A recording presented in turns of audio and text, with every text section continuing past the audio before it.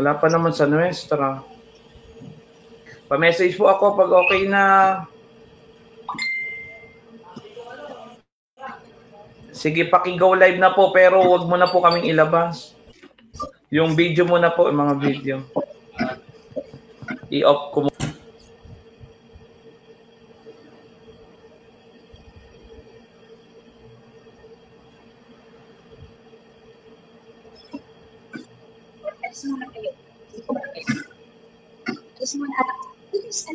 Alis.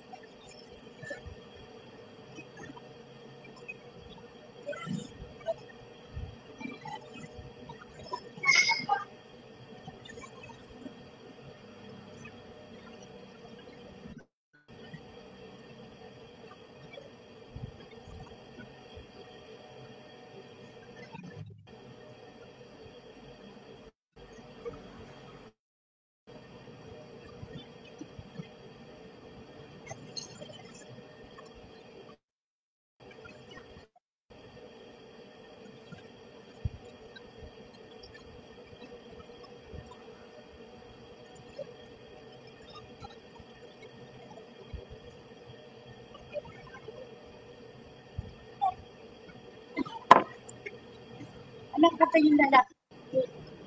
Yung, kasi una kayo sa kanila. Kasi baka mabilis na ito.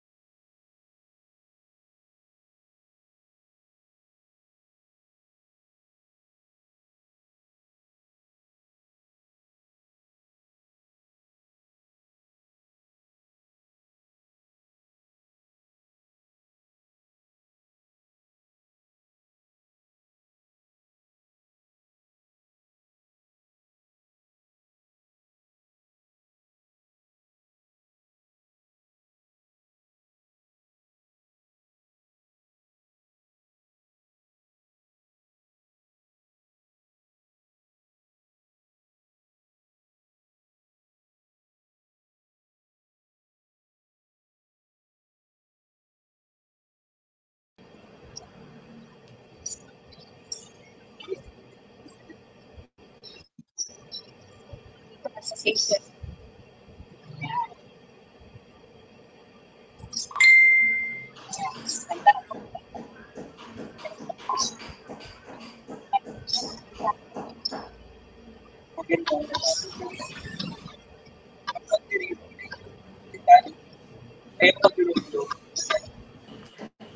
Yan, magandang umaga po sa ating lahat, mga kapatid kay Kristo at kay Maria. Yan, magandang umaga po sa inyo lahat, mga kapatid kay Kristo at kay Maria. Welcome po sa isa na namang mapagpalang umaga ng pananampalataya at pagninilay. Ito po ang Bulos, ang Mahal na Birhen at Sambayanan, po ako pag okay ika-anim na. na serye. Ako po si Brother Ronel Perez, ang inyo pong magiging tagapagdaloy ngayong umaga. At tunay pong kagalakan ang makasama ko po kayo sa ating pong online spiritual journey kasama ang Mahal na Birhen. At sa bawat serye po ng Bulos, tayo ay patuloy na pinapatnubayan at pinalalakas sa pamagitan ng mga aral ng Diyos at halimbawa ng ating pong mahal na ina. Kaya naman, ihanda po natin ang ating puso, isipan at buong pagkatao upang matanggap ang biyayang hatid ng programang Bulos ng Parokya ng Nuestra Señora del Santísimo Rosario dito po sa Hagonoy, Bulacan. Mamaya ay ating pong babasahin ang inyo pong mga comments sa ating pong comment box. At huwag din po ninyong kalilimutan na i-share at i-like ang Bulos, ika-anim na serye para marami po ang maabot ng ating gawain ngayong umagang ito. Ayan, good morning po sa mga nanonood na po sa ating pong Facebook Live ngayon, sa ating pong ika-anim na serye ng ating pong Bulos. Hello po sa ating pong mga tagapakinig na nanonood sa ating pong Facebook page ng ating pong parokya. At di ko na po patatagalin pa ng mga bagong aral mula po sa ating pong tagapagsalita. Atin po muna ngayong iluklok ang Biblia upang ating pong maging gabay sa ating pong pagninilay ngayong umagang ito. At para pangunahan po tayo sa ating pagluluklok sa Biblia, ay kasama po natin sa ating pong parokya ngayong umagang ito ang Virgen Medalla Milagrosa Choir.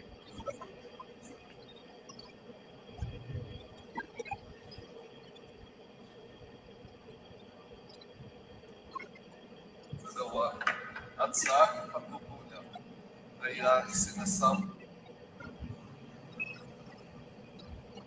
Magandang umaga po sa inyong lahat. Ang pagdiriwang na ito ng salita ng Diyos ay ang pagluklok ng banal na Biblia. Ang layunin ng seremonya nito ay upang bigyang pansin ng nakabukas ng Biblia na kaluklok sa araw na ito bilang palagiang pagpaalaala na ang Diyos ay nasa ating at ang kanyang salita ay buhay. Pinapakayag ito ang ating kaalaman. Kailangan natin pagkukunan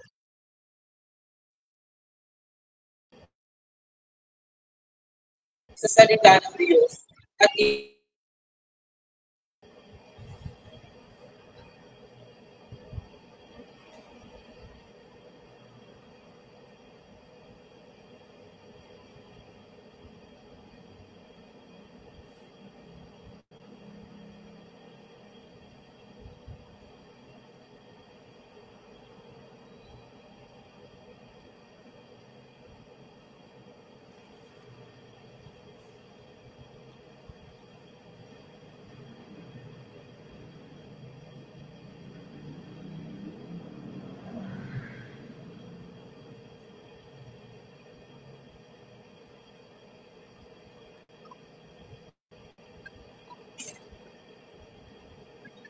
puno ng pagtiwala sa walang hanggang pagmamahal ng Ama, hilingin natin ang patuloy niyang pagkaligtas sa ating tugunan. Ang ating tugon, Panginoon, tingin mo ang aming panalangin. Panginoon, tingin mo ang aming panalangin. Para sa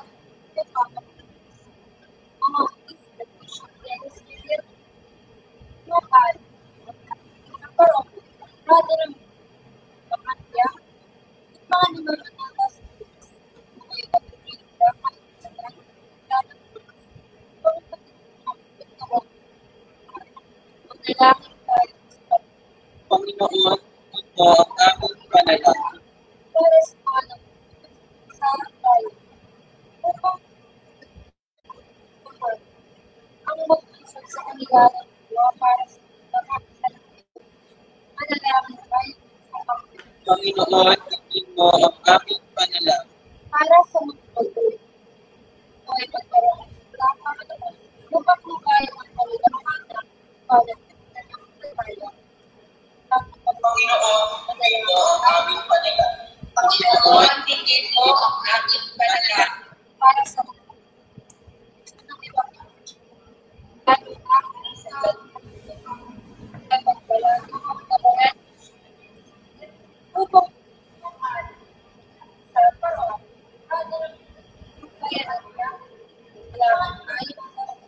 Panginoon, tingin mo ang panalangin. para sa ating lahat ng ngayon na kailangan natin Panginoon, tingin mo ang aming panalangin. ay magkabay at nababago ay ibigay sa ating pagkakas natin Panginoon, tingin mo ang aming panalangin. manalangin tayo sa Tingin mo ang aming panalangin. manalangin para sa ating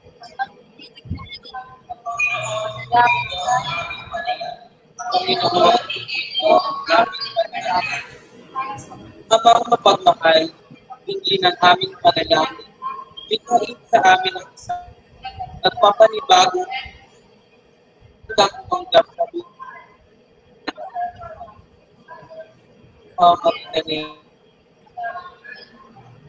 Panginoon, magpasagal. Amen. Pinagbubuklod at pinagkakaisa tayo ng Diyos. Sabay-sabay po niya. Manangin, sumasalangit ka, hindi naman mapasa amin na kanin. Hindi ngayon, o dito sa lupa para ng salat. Ngayon, ang aming kakanin sa araw-araw. Nagkabag sa aming kakasal, para na pagpatawag na masala sa amin. May tulog sa Diyos, at iadya mo kami sa lahat. Amen. Manalangin tayo. Diyos, ay loob mo kami mga anak mo ay magkakain. Naway maging kaluluwa sa iyo ang aming magpapanibago. Pustusin mo nawa kami ng banal na ito. Upang patuloy namin maripahayagan papuri at pasasalamat ang aming handog ngayon magpas sa walang hanggan. Pinagbubuklod at pinagkakaisa tayo ng Diyos. Sabay-sabay na Manangin, sumasalangit ka, hindi naman mapasa amin na kanin. Hindi ngayon, o dito sa lupa para ng salat. Ngayon, ang aming kakanin sa araw-araw. Nagkabag sa aming kakasal, para na pagpatawag na masala sa amin. May tulog sa Diyos, at iadya mo kami sa lahat. Amen. manalangin tayo.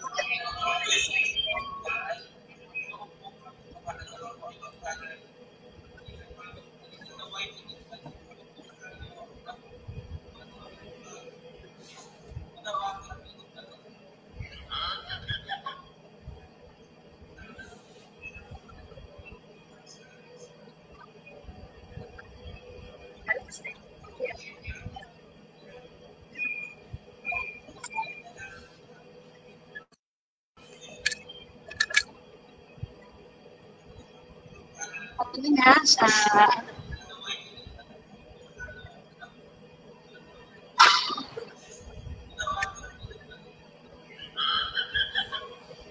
Patuloy namin maripahayagan.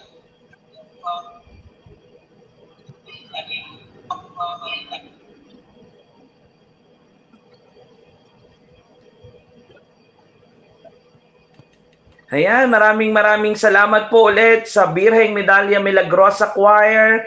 Sa pagluluklok po natin ng Biblia, ay naway magsindi po ito ng ilaw ng ating pong pananampalataya sa ating puso ngayong umagang ito. At ituloy na po natin, muli tinatawagan po natin ang Birheng Medalya Milagrosa Choir para po sa animation ng theme song ng Taon ng Pag-asa, ang Ningas ng Pag-asa na inawit po ni Jamie Rivera.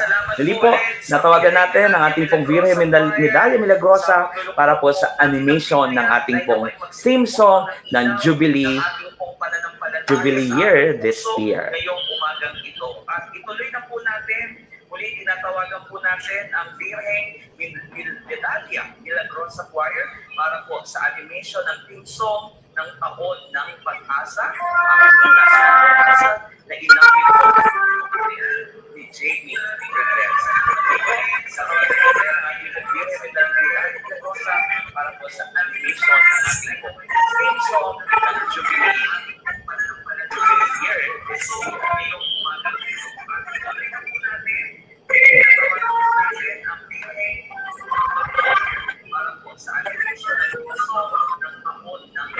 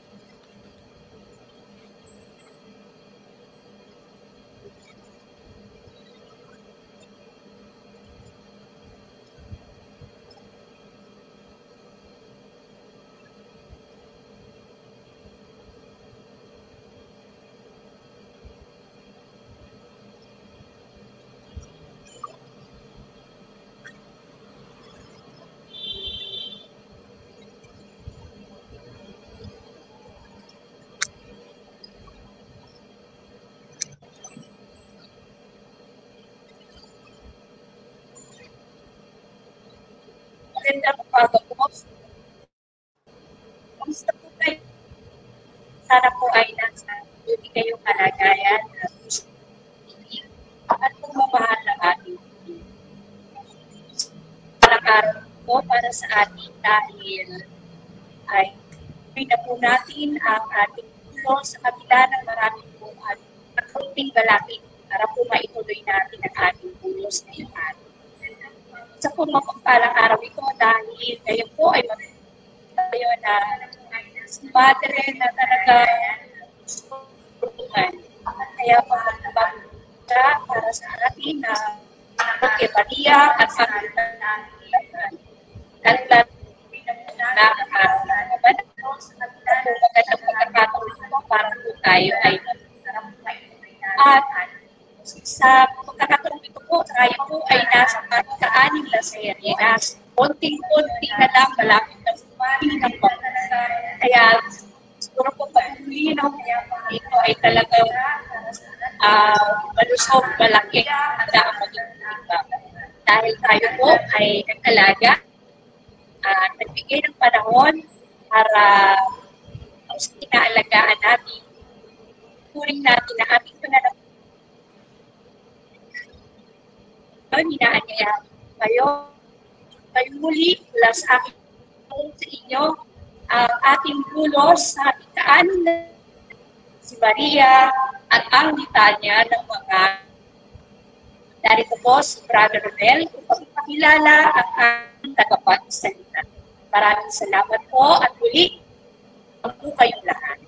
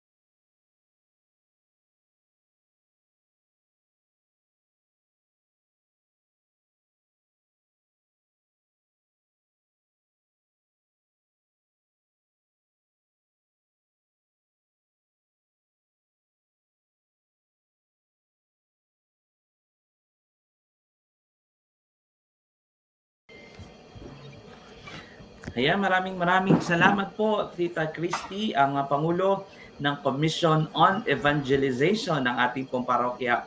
Salamat po sa inyo pong pag-welcome sa ating pong mga nakatutok sa ating pong Facebook Live ngayong umagang ito. At di ko na po patatagalin pa dahil kasama na po natin ang ating pong tagapagsalita ngayong umagang ito. Kanina pa po, talagang pinagbigyan po tayo at binigyan po tayo ng oras para po makasama po natin siya ngayong umagang ito. Kaya po, ngayong umaga, tayo po muli ay maglalakbay sa isang makabuluhan at makahulugang pagninilay ngayong umagang ito. At ang ating pong tema para sa ika-6 na serye ay Mary and the Litany of the Saints, na magbibigay po sa atin ng bagong pag-asa at inspirasyon mula po sa buhay at talimbawa ng ating pong mahal na Birheng Maria.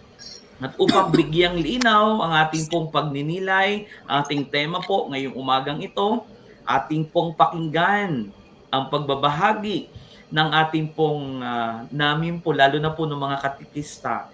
Very supportive po naming Mother Superior, mapagmahal, napakabait po naming Mother. Ayan, di ko na po patatagalin pa sa mga katikista na nanonood po ngayon. Pakishare po ito sa inyo pong mga paska para mapakinggan po ang pagninilay ng ating pong tagapagsalita ngayong umagang ito. Di ko na po patatagalin pa. Narito na po ang ating pong tagapagsalita, Mother Cecilia Capiral, RCM.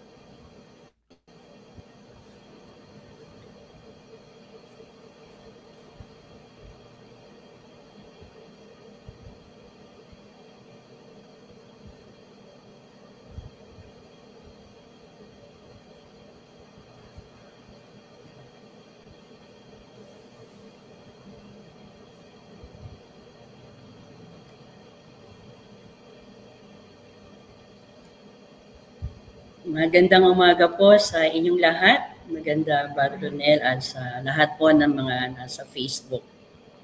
Tayo po ay nagtitipon ngayon, hindi lang bilang mga deboto, kundi bilang mga anak ni Maria, ang ating pong ina, at ang mga kasama po sa sambayanan ng mga banal. Kaya, bagamat tayo po ay nanalangin na, nais ko po uli kayong aniyahan sa isang maikling panalangin. Sa ngalan ng Ama, Panginoon naming Diyos, sa umaga pong ito ay ipinagpapasalamat namin ang pagkakaloob mo sa amin ng aming ina, si Maria, at ng mga banal na iyong tapat na mga lingkod.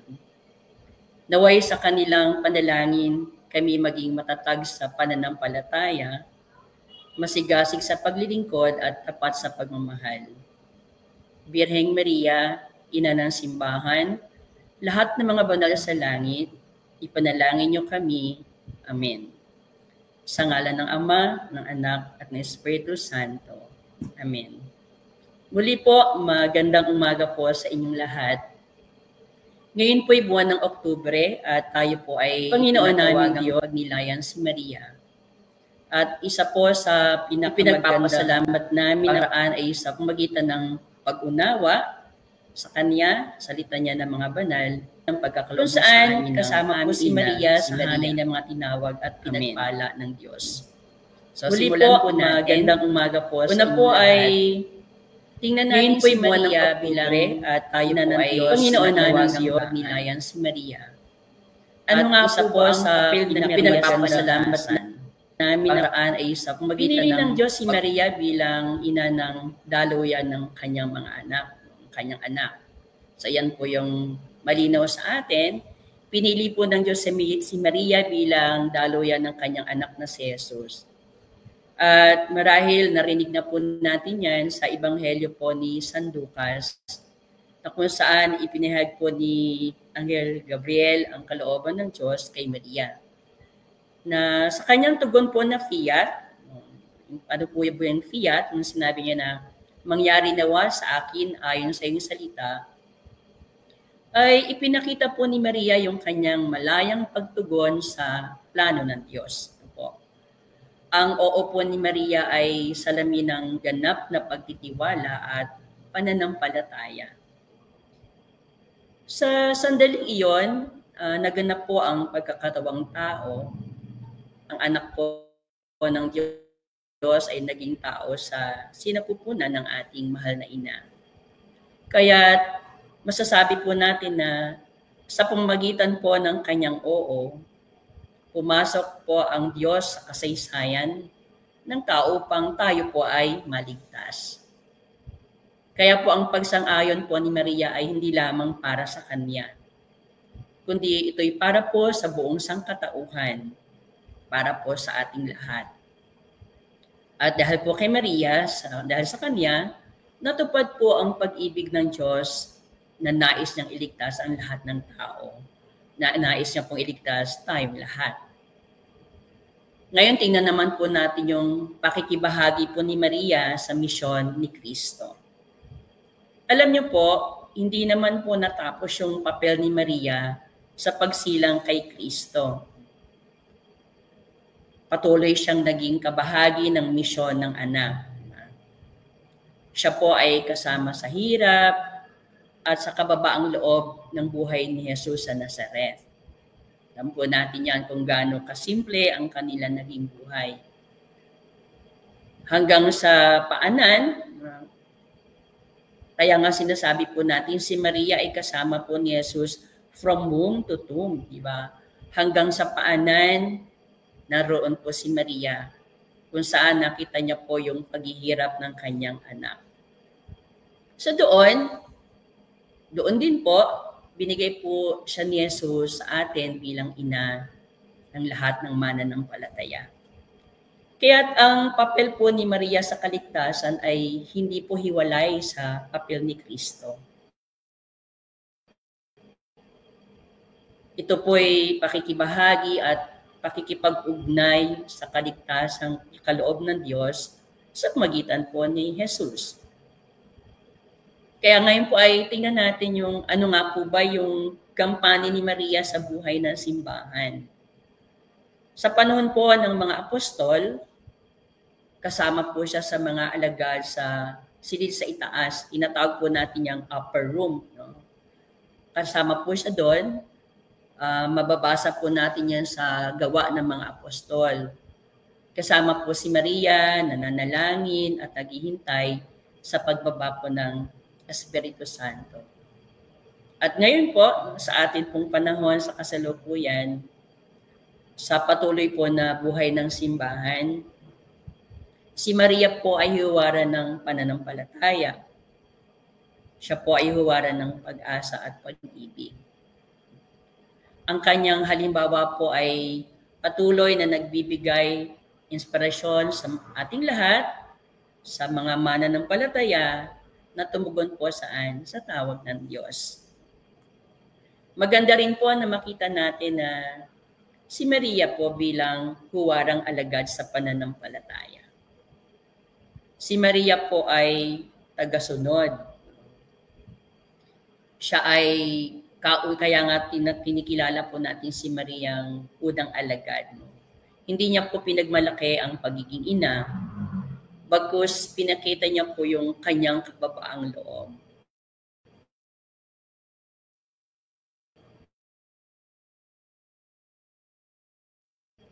Sa kanyang anak, maalala po natin sa pangyayari sa kasalan sa Kana, kung saan siya ay sumunod sa kanyang anak. Na kung saan makikita din po natin na si Maria ay tagapagturo ng pananampalataya, ang kalooban ng Diyos ng may pagtitiwala. At makikita din po natin dito, bilang unang alagad, si Maria po ay tagapaghikayat. Bakit po natin masasabi? Ginagabay niya po ang simbahan upang patuloy na makinig at sumunod sa kanyang anak na si Jesus. Tandaan po natin, ang pagiging unang alagad po ni Maria ay paanyaya sa ating lahat.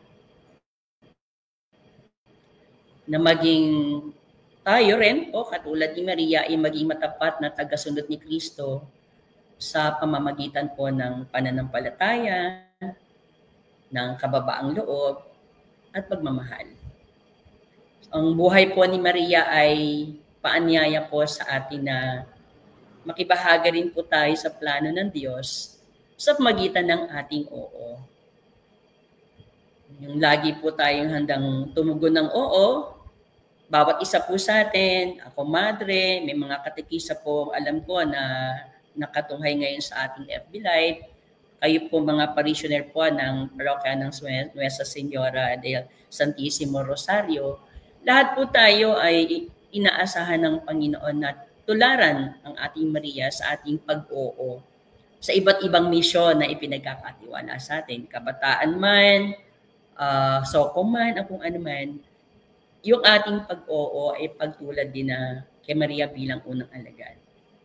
Kaya ngayon po ay hayaan yung ibahagi ko sa inyo na tingnan natin, sinasabi nga natin, si Maria po ay ano ba yung kaugnayan nito doon sa litanya ng mga banal? Saan nga po ba natin naririnig yung salitang litanya? Siyempre, ngayon, buwan po ng Oktubre, alam po natin na at pagka nagdadasal tayo ng rosaryo, laging kasunod yung litanya ng mga banal o litanya ni Maria. Ano nga po ba yung pagkakaiba nito? May litanya ng mga banal, may litanya ng mahal na Birhen Maria pag tayo nagsasanta rosaryo. Nung ako'y maliit pa, madalas na ako, nako, si nanay naglitanya na naman. Kasi ang tingin natin sa litanya mga listahan o marami mga salita ng mga sermon, paalala. So ano nga po ba yung salitang litanya? Tama po, kapag tayo ay nagdarasal ng Santo Rosario, meron po yan. Ito po ay dinarasal natin. Pero alam niyo po, yung litanya din, makikita po natin, ito po ay inaawit kapag mayroong mga, siguro nakaka-attend na po sa kayo ng mga ordination mga pare, sa amin po mga madre, pagka panahon po ng Easter Vigil, may mga litanya. So ginagawa po o inaawit po o dinadasal po ang litanya ng mga banal. Ano nga po ba itong salitang litanya? At bakit nga po ba ito ay nakaugnay din kay Maria? Ang salitang litanya po ay mula sa salitang Griegong litany. Ano po ba ang ibig sabihin nito? Ang ibig sabihin po kasi ng salitang litanya ay panawagan o pagmamakaawa. So parang tayo po ay nananawagan, tayo po ay naninigluhod. Sa simbahan, ito po ay uri ng panalangin na binubuo ng paulit-ulit na pagtawag. So ulitin ko po, ito po ay panalangin na binubuo ng paulit-ulit na pagtawag at tugon. Kaya parang sinasabi po, yung litanya ay isang dialogue o sagutan sa pagitan po ng namumuno, ng leader at ng sambayanan. Ang pari po o namumuno ay bumibigkas ng mga tawag o panawagan. At ang mga tao, tayo po yon, tayo naman po ay tumutugon. And normally po, ang tugon natin, ipanalangin mo kami, panalangin mo kami. So, yun po yung tinatawag natin muna na litanya. Parang meron tayong iniluluhog, meron tayong inihingi. Okay. So, ang litanya po ay isang panalangin ng pamimintuho. Ito din po ay inuunawa na panalangin ng pag-aalay at panalangin ng pananalig. So, yan po makikita natin sa litanya. Ito po ay panalangin ng pamimintuho, panalangin ng pag-aalay at pananalig. So hindi lang sa salita, hindi po panalangin sa salita kundi sa diwang nagbubuklod po sa buong sambayanan sa paghingi po ng tulong ng mga banal. So parang yan, nagkakabuklod. Kaya nga po sabay-sabay tayong tumutugon ng ipanalangin mo kami. Paghingi ng tulong ng mga banal, lalo na po ni Maria, na ina ng Diyos. So, ang tanong po ngayon, bakit po ba nagkaroon ng mga litanya ng mga banal? So, tingnan muna po natin, ano nga po yung pinagmulan nito mga litanya ng mga banal. Alam niyo po, ang litanya ng mga banal ay isa po sa pinakamatandang anyo ng panalangin sa simbahang Katolika. So isa po sa pinakamatandang anyo ng panalangin sa simbahang Katolika. Nagsimula po ito noong unang mga siglo ng Kristyanismo bilang panalangin sama-samang paghingi po ng tulong sa Diyos sa magitan po ng mga banal. So ibig sabihin, humingi po tayo ng tulong, nagdadasal tayo, at hinihingan po natin ng intercession o tulong ang mga banal na tulungan tayo makarating sa Diyos ang ating mga dasal. Noong pong panahon ng mga martir, ang mga Kristiyano po ay nananalangin sa mga banal na mamatay para kay Kristo. Kaya po sila tinawag na martir. No? Nagdadasal ang mga tao, humingi ng tulong sa mga banal na sila ay mamatay for Christ. Tulad din po ng mga banal ng araw kung paano sila namatay para sa ating Panginoong si Kristo. Bakit po? Sapagkat naniniwala po silang ang mga banal po ay nabubuhay na kasama ng Diyos. At nakikibahagi po sila sa kanyang kalwalhatian ng Diyos. Kaya nga po, kapag ang simbahan ay nasa panganib, araw po yan, may mga digmaan, may mga peste, o anuman pong pagsubok, sila po ay tumatawag sa mga banal bilang mga tagapamagitan. Pagdigmaan, yan. Kaya po marami kasaysayan po sa ating simbahan, maraming digmaang dumaan, maraming mga peste. Sino tinatawagan nila? Ang mga banal para sila ay tulungan. Kaya nga po ang salitang litanya ng mga banal ay literally po ay nangangahulugang pagpapahayag ng pagtawag at pagtulong sa mga banal ng Diyos. So yan po yung literal na kahulugan ng litanya ng mga banal. Pagpapahayag ng pagtawag at paghingi ng tulong sa mga banal ng Diyos. Ngayon, pwede rin po natin tanungin, ano po ba yung layunin? No? Bakit nga po ba may litanya? Alam niyo po, ang litanya po ay hindi lamang po listahan ng mga pangalan o titulo. Bagamat pag tayo nagdadasal po ng litanya, ay mga pangalan yung binabanggit ng namumuno at tayo po ay sumutumutugon ng ipanalangin mo kami. Diba po? Pero sinasabi nga po, hindi po ito lamang listahan ng mga pangalan o mga titles. Ano po ito? Ito po ay sagradong dialogo o dialogue ng simbahan sa Diyos at sa mga banal sa langit. So makikita po natin, di ba, napakahalaga po yung salitang dialogue. Pag sinabing dialogue, may nagsasalita, may sumasagot. Dialogo o dialogue po ng simbahan sa Diyos at sa mga banal sa langit. Ano po bang layunin nito? Una po, layunin po ng litanya ng mga banal, ipahayag ang ating pananampalataya na tayo po ay kabilang sa komunyon ng mga banal. Yan. Ulitin ko po, ang una pong layunin nito ay ipahayag ang ating pananampalataya na tayo po ay kabilang sa komunyon ng mga banal na ang simbahan sa lupa at sa langit ay isa. So, maalala po natin, di ba sa Apostles' Creed, sa sumasampalataya, nandiyan yung tinatawag nating kasamahan ng mga banal o communion of saints.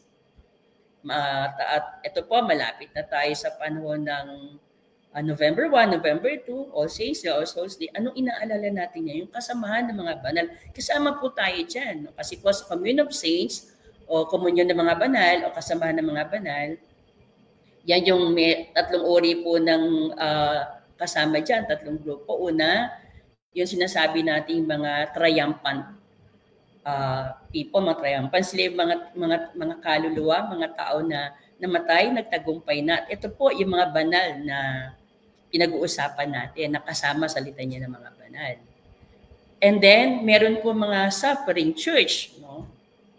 Ito naman po yung mga yumauna na mga kaluluwa ay nasa purgatorio.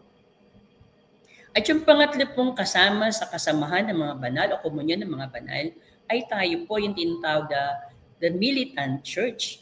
Yung mga kasalukuyan pang mga naglalakbay tayo. na hindi pa natin alam kung nakikisikap tayo, gusto natin pag namatay tayo, makasama tayo sa triumphant church, and hopefully wag tayong masama sa the suffering church. So kung yun po yung unang layunin, no? Na ipahayag ang ating pananampalataya na tayo po ay kabilang sa komunyon ng mga banal. At ito pong pagpapahayag ng pananampalataya na ito ay naipapahayag nga po natin, no? Na babanggit natin, nauusal natin tuwing tayo sumisimba tuwing araw ng linggo sa sumasampalataya, pag tayo nagdadasal at may mga kapistahan no, kung saan pinoprofess natin yung Apostles' Creed. So yun po yung una. Ikalawa po ang layunin ng litanya ng mga banal ay humingi po ng kanilang panalangin at tulong. Yan. Humihingi po tayo ng panalangin at tulong sa ating paglalakbay. Nasabi ko nga po sa inyo because until now, nandun po tayo sa kategory ng militant church, yung mga nagsisikap, nagpupunyagi. At ang ikatlong pong layunin po ng litanya ng mga banal ay upang papurihan ng Diyos. Sapagkat sa buhay po ng mga banal, nasasalamin po ang kabutihan at kapangyarihan ng Diyos. Yan. So, pinapapurihan natin. So, sa madaling sabi po, no, ang litanya po ay paraan ng simbahan upang maalala, parangalan, at tularan ng mga banal. No? Mga taong naging buhay na patotoo ng pag-ibig ng Diyos. So yan po yung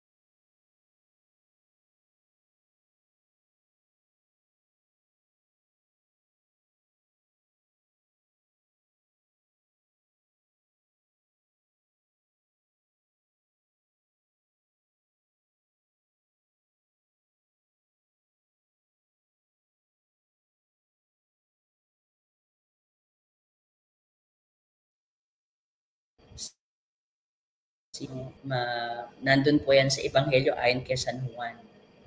So yun po yung pangalawang dahilan. Siya ang ina ng simbahan at ng mga mananampalataya. At pangatlong dahilan, bakit po siya una? Si Maria po ang tulay, no, ng ating pananampalataya. So ako madalas ko pong gamitin yung salitang tulay kasi parang kailangan ng tulay para mag-abot yung sa kabilang dulo makarating. So sa buhay natin, sa pananampalataya, siya po yung tulay ng ating pananampalataya. Dahil po sa magitan po ng kanyang fiat. Sabi natin yung fiat ay mangyari nawa. No, yan po yung kahulugan ng kanyang pag-oo. Nagbukas po siya ng daan sa kaligtasan. Nagkaroon po na open yung door sa natin lahat. O kaya sa litanya, no, yun po yung dahilan, siya ang unang paanyaya ng pag-asa bago po tayo humingi ng tulong sa iba pang mga banal. So parang siya yung door na magbubukas muna.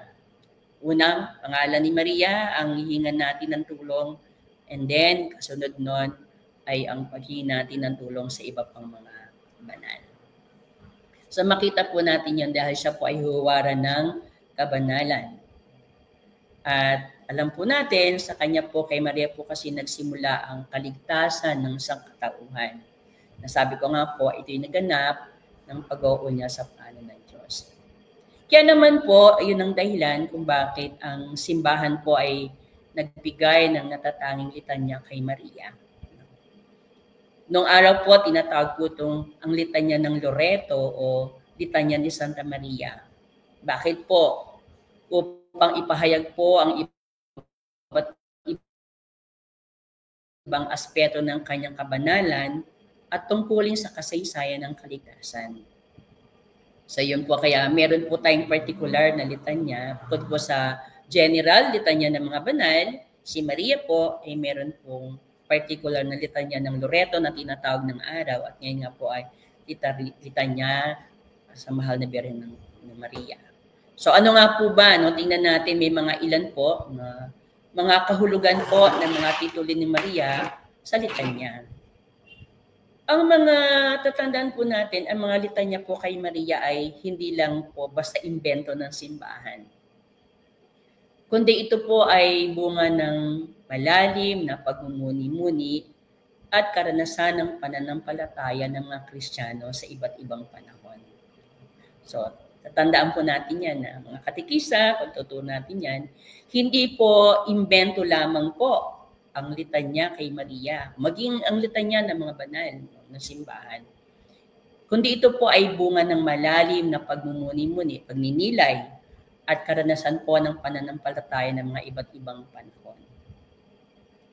Ang bawat titulo po kay Maria ay, sa litanya ay, una po, pagpapahayag ng papuri sa Diyos. Pagpapahayag po ng papuri sa Diyos na gumawa ng kabutihan sa Kanya. So, yan yung makikita natin. Kaya, milidan niya para kay Maria, para ipahayag yung ating pagpupuri. Milidan niya upang gunitain natin, no? Paggunita po sa isang katangian ni Maria na dapat nating tularan. Kaya po may mga sinasabi tayo ng mga dasal doon, title. At milidan niya kay Maria upang ito'y maging daan ng paghingiling natin, paghingi natin ng tulong mula sa ating ina sa langit. Halimbawa po, meron tayong dinadasal litanya, ina ng awa. Anong kahulugan niyan? Ito'y nagpapakita po ng habag ni Maria sa mga tao, sa ating lahat. Kaya, ina ng awa, magdadasal, sagot tayo ng ipanalangin mo kami. Pero ang kahulugan po niyan, si Maria nagpapakita ng habag sa mga taong nahihirapan, sa mga taong nakakaranas ng hindi maganda sa lipunan. Halimbawa naman po yung dasal na kaba ng tipan, di ba? Sa lupa. So mga ganun po, makikita natin. Halimbawa po yung dinadasal natin na litanya na mapagpagaling sa mga may sakit. So ano naman pong pinahayag dito? Pinakikita po dito yung pagdamay ni Maria sa mga nagdurusa. So ang ibig po sabihin, sa bawat titulo po, inilalarawan ng simbahan ng isang bahagi ng papel ni Maria sa ating pananampalataya. Ito po yung bilang ina, bilang tagapamagitan, bilang tagapagtanggol at huwaran po ng kabanalan. Kaya po, pakatandaan natin, ang mga litanya po kay Maria ay ginawa hindi lamang upang maalaala ang kanyang mga titulo, kundi upang tayo ay mapalapit sa Kanya. At habang inuusal po natin yung litanya, natutunan po natin kung sino pa si Maria sa plano ng Diyos. Kaya nga po, yung bawat litanya, maging ito'y para sa mga banal at maging ito'y para kay Maria, ito'y nagpapakita na kung gaano kaganda ang plano ng Diyos sa bawat isa. Habang kung babalikan natin yung litanya ng mga banal, kapag binabanggit natin yung mga pangalan at tumutugon tayo ng ipanalangin mo kami, humingi po tayo ng tulong sa kanila na kung anong biyayang ibinigay sa kanila ng Diyos nung sila nabubuhay pa.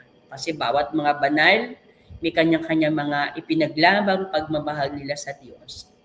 Ganon po yung kahulugan nun. Sa bawat dasal natin ng litanya ng mga banal, ay humingi tayo ng tulong sa mga banal na ito, sa mga santo na ito, na matularan natin sila, bigyan tayo ng biyaya, tulungan tayong humingi ng biyaya sa Diyos, na ipagkaloob sa atin yung binigay sa kanilang biyaya. Nang tayo man, habang nabubuhay pa po tayo dito sa lupa, ay maging banal na rin tayo. At ganun din po, same with our Blessed Mother. Yung mga titulo niya, salita niya ng Loreto o salita niya ng Mahal na Birhen ng Santo Rosario, ay ang kanyang mga virtud, mga magagandang halimbawa, mga magagandang katangian na isa na buhay, ay sa tulong niya ng kanyang panalangin, ng kanyang intersesyon, ay ipagkaloob sa atin yun ng Diyos. So natututunan natin yon na sila ay may malaking bahagi sa ating buhay. Sa pamagitan po ng litanya ng mga banal, litanya ni Maria, na ipapahayag po natin yung ating paggalang. Na ipapahayag po natin yung ating pasasalamat. Kaya po, maganda po na ito yung matutunan natin at ito po yung isabuhay natin. Na sa bawat pagbigkas po natin ng mga litanya, ng mga pangalan at tumutugon, kung paano sinabi kanina, hindi lang siya imbento ng simbahan, hindi lang siya basta isinulat, kundi ito'y sana'y maipahayag natin, madasal natin ng may buong paggalang, may pasasalamat, mayroong pagmamahal. Na sa bawat, sabi nga po natin, ang litanya ay panalangin ng pagsamo, panalangin ng pagmamakawa, na tayo talagang humingi ng tulong sa mga banal na ito. Na tayo humingi ng tulong dito kay Maria. Na habang tayo nagsisikap mapagtagumpayan ang anumang pong hamon ng buhay dito sa mundo, habang tayo nabubuhay dito, ay tulungan tayo na matularan natin ang kanilang mga magagandang halimbawa. At the same time, dito po sa litanya na to ng mga banal kay Maria, nahihikayat po tayong tularan yung kanilang pananampalataya. Yung lalo na tigit ang pananampalataya ng ating mahal na ina. Na sabi natin ay siya yung una naging alagad. Kaya tatandaan din po natin na sa bawat tugon natin ng ipanalangin mo kami, tayo po ay hindi lang humihingi ng tulong. Sa bawat tugon natin ng ipanalangin mo kami, every time na babanggitin ang pangalan ng mga santo, o every time po na binabanggit ang mga titulo ng ating mahal na ina, tayo po ay hindi lang humingi ng tulong. Kundi ito po ay nagpapatibay ng ating ugnayan sa Diyos, una sa pamagitan ni Maria. At pangalawa po, sa pamagitan ng mga banal na binabanggit natin ang mga pangalan. So ganito po kahalaga yung mga litanya ng mga banal at litanya ni Maria, lalo tigit kapag nagdarasal tayo ng Santo Rosario. Naalala ko po, may isang pagkakataon nagbigay po ako ng talk doon sa isang pagtitipon. Hindi naman pala talk, parang meron kaming meeting. So may nagtanong, kasalanan daw ba na kapag tayo nagdarasal ng Santo Rosario, ngayon po ay buwan ng Oktubre, buwan po ng Santo Rosario. Sabi po ng isang nagtanong, kasalanan po ba kapag nagdarasal po kami ng Santo Rosario ay hindi po dinadasal ang litanya ng Mahal na Birhen Maria? Sabi ko naman, hindi naman po tayo nagkakasala. Pero bakit po ba hindi natin kumpletuhin ang pagdarasal ng Santo Rosario? Na ang mga litanya po ng Mahal na Birhen Maria ay magpapaalala sa atin ng mga, hindi lamang ng mga magagandang pangalan, hindi lamang ng mga magagandang titulo ni Maria, kundi yung mga iba't ibang papel na kanyang ginampanan sa kasaysayan ng ating kaligtasan, sa buhay ng ating Panginoon at sa buhay nating lahat ng mga mananampalataya. Kasi daw baka masyadong mahaba. Sabi ko, maraming bagay nga nagagawa natin, nasasayang yung oras. Yun pa ba ang litanya ng Mahal na Birhen? Kakalimutan natin. Same with the litanya ng mga banal. So parang ganyan din, no? Pag kami mga okasyon, ng mga in grande okasyon, kinakantayan dahil nga po para magpaalala sa atin na napakalaki ng naging bahagi nila sa simbahan, na kung saan pinakita nila ang katapatan sa kanilang pananampalataya, pinaglaban nila ang kanilang pagmamahal sa Diyos, pagmamahal, pananampalataya po sa simbahan. Kaya nga po, inang sinasabi natin dito ulit, ang pagdarasal po natin o sa bawat tugon po natin ng ipanalangin mo kami, tayo po ay hindi lang humingi ng tulong, kundi nagpapatibay ng ating ugnayan sa Diyos sa pamagitan ni Maria. So, wag na wag po natin kakalimutan, tatandaan po natin muli. Ang litanya po ng mga banal, ang litanya po kay Maria, ay hindi po simpleng listahan ng mga titulo, kundi ito'y isang paglalakbay ng puso. Yan po yung gusto ko pong iwanan sa inyong salita. Ito po'y isang paglalakbay ng puso. So, ibig sabihin, lagi po yan sa buhay natin, tatandaan natin, lagi natin kasama si Maria. Lagi rin natin kasama mga banal. Sa ating paglalakbay, dumadating po sa buhay natin ng mga agam-agam. Minsan ang ating puso may bagabag, minsan may kapanatagan, minsan may kapayapaan. Ngunit minsan maraming tanong. Pero ang lagit-lagi na makakatulong sa atin upang magkaroon ng kapanatagan ng ating puso on our journey ay ang pagkapit natin kay Maria, ang pagkapit natin sa mga banal upang magpaalala ng lahat ng kanyang mga pinagdaanan. So ito isang paglalakbay ng puso upang makilala si Maria. Kaya habang idinadasal natin, habang sinasambit po natin ang mga litanya ni Maria, litanya ng mga banal, ito'y paglalakbay ng puso upang higit pa natin makilala si Maria. Si Maria na unang tumugon sa tawag ng Diyos. Si Maria na inaakay tayo ngayon tungo po sa ganap na kaligtasan kay Kristo. Kaya po, maraming salamat po sa inyong lahat. Inaanyahan ko po kayo na manalangin.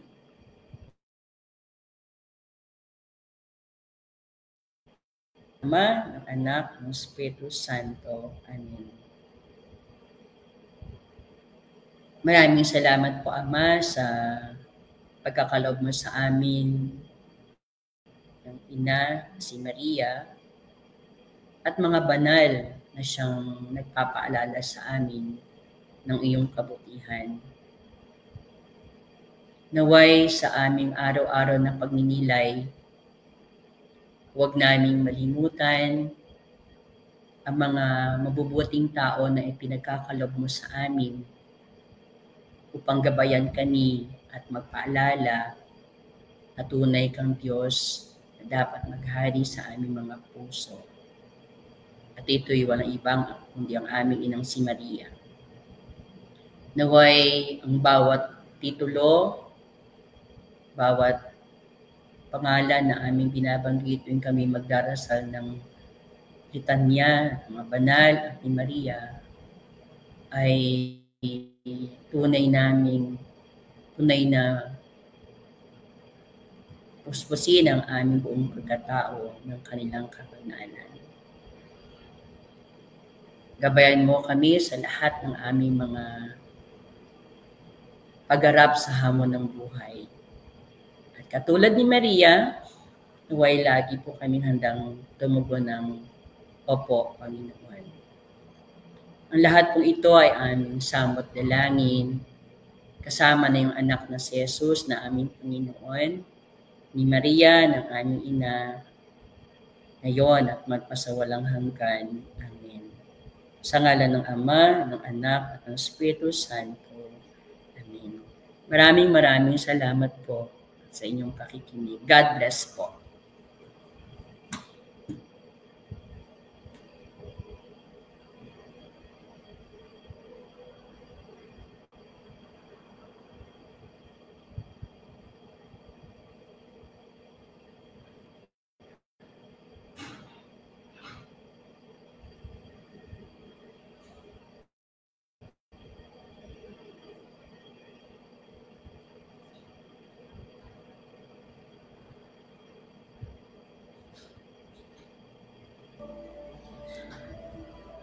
Ayan, maraming salamat po sa ating pong pangunahing tagapagsalita sa ating ika-6 na serye ng Bulos. Maraming salamat po. Palakpakan nga po natin yung mga nasa tahanan, yung mga nanonood. Palakpakan po natin Reverend Mother Cecilia Capiral, RCM. Napakaganda po ng binahagi sa atin ng ating pong panauhing tagapagsalita ngayong umagang ito. At napakasarap po at ang tumimo po sa akin at nawa po ay tumimo rin po sa inyo yung ang litanya ay isang paglalakbay ng puso.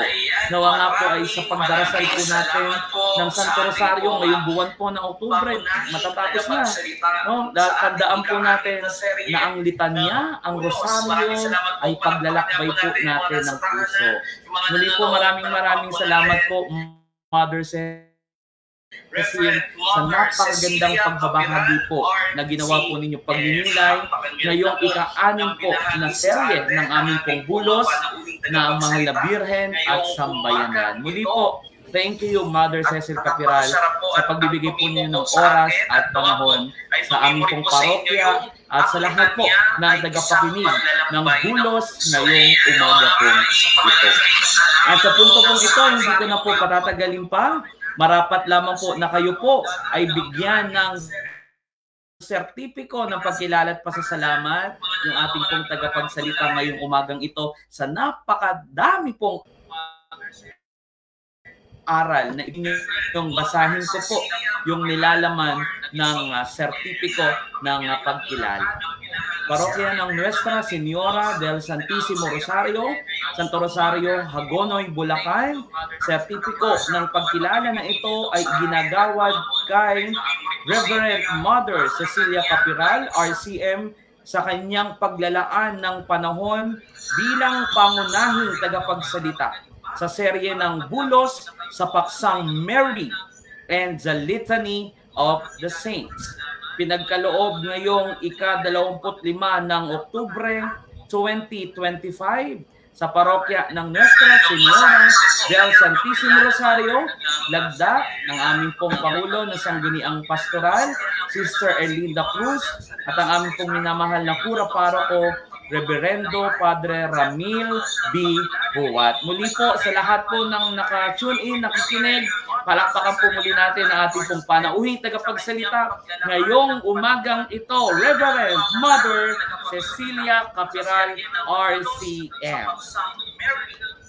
Thank you, Mother. Thank you, Mother. Salamat po sa inyo pong pagbibigay ng pagninilay po sa amin ngayong umagang ito.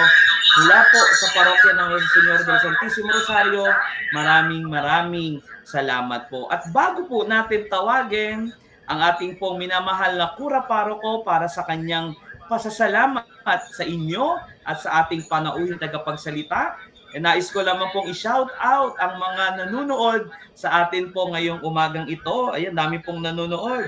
Hello po kay Sister Filomena Capiral San Juan, kay Sister Clemencia Pascua, salamat kay po. Sister Sampana Chavez. Thank you very much po. Sa kay RCM Sister Melinda Ferma. Hello Sister. Kay Tita Gina Reyes, Pangayong Reyes. Hello po. Buong-buo yan, Tita Gina. Hello po. Kay Sister Marino Serrano. Hello po. Kay Tita Lita Bernardo, mula po sa parokya ng Inanalag ni Saklolo. Kay Sister Marcelina Perez. Kay Sister Josephine Flores. Kay Tita Lina Capiral. Kay Tita Pat Ganda. Ay, Tita Patricia Perez. Hello po. Kay Sister Shelito David. At kay Sister Chit Valtezar. Ayan po. Hello po sa mga nakikinig ngayon. Yan, kasama pa rin po natin si Mother. Yan, maraming salamat po sa iyong pag-tune in, sa pakikinig po ngayong umagang ito sa ating po ika-6 na serye ng Bulos, ang Mahal na Birhen at Sambayanan, ika-6 na serye. Ayan, para po pasalamatan tayo ngayong umagang ito, ay bibigay ko na po sa inyo ang ating pong minamahal at very supportive na Kura Paroko, walang iba kundi si Father Ramil B. Huwas, para po sa kanyang pasasalamat.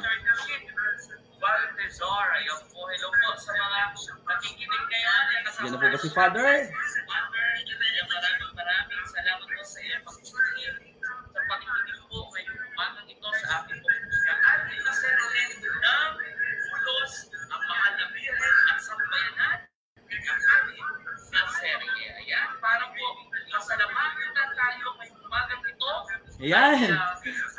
Wala po pala si Father. Ayan. Sa ngalan na lang po. Sa ngalan po ni Father Ramil B. Juan, buo pong pastoral, sangguniang pastoral po ng parokya. Muli po, ipinaabot po namin ang pasasalamat sa ating pong minamahal na ang pagninilay ngayong umagang ito. Mother, kung mag-alala, dahil bulos ito, hintayin nyo po yung bangus, lalangoy po sa inyo. Papunta po sa inyo pong mother house. Hintayin nyo po yung bangus, handog ng parokya ng Santissimo Rosario at handog po ni Father Ramil B. Huwat at ng bumubuo po ng Commission on Evangelization. Muli, maraming salamat, Mother Cecil Capiral. Palakpakan po muli natin ang ating pong panauhing tagapagsalita ngayong umagang ito. At bilang pagpapatibay po sa ating debosyon, sa ating pong mahal na ina, sa ating pong mahal na birhen, ang ating pong muling saksihan, ang animation, theme song ng Taon ng Pag-asa, Bulos, na alay sa ating Inang Maria, na ihandog po muli ng Birheng Medalya Milagrosa.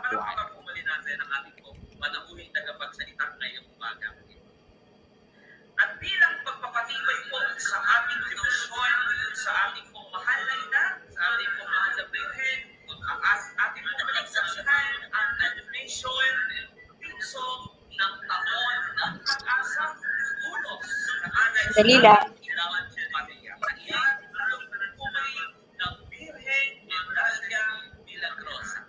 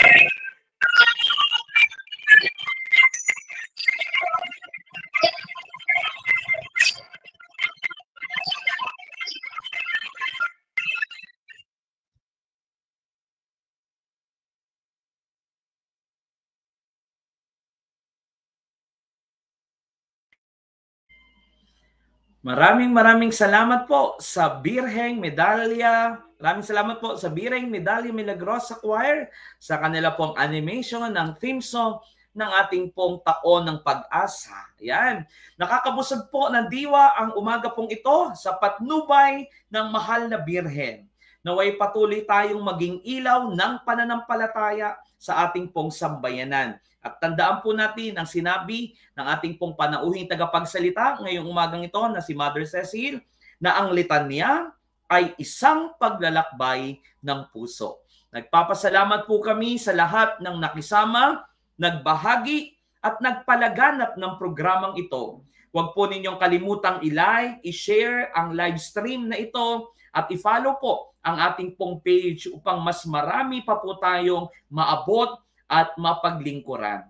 Muli po, sa ngalan po ng parokya ng Nuestra Señora del Santísimo Rosario, sa pangunguna po ng aming pong minamahal na Kura Paroko, Father Ramil Bihual, ang Pangulo po ng Komisyon ng Evangelisasyon, Sister Cristina Perez, at sa lahat po ng bumubuo nito, kami po ay lubos na nagpapasalamat po sa inyo kasama ang social communication ng aming pong parokya sa pamamatnubay ni Sister Tere Perona. Sa inyo pong lahat, maraming salamat po at pagpalain po kayo ng ating dakilang tagapagligtas, ang ating Panginoon, kasama ng pagkupkop ng ating pong mahal na Birhen ng Santissimo Rosario.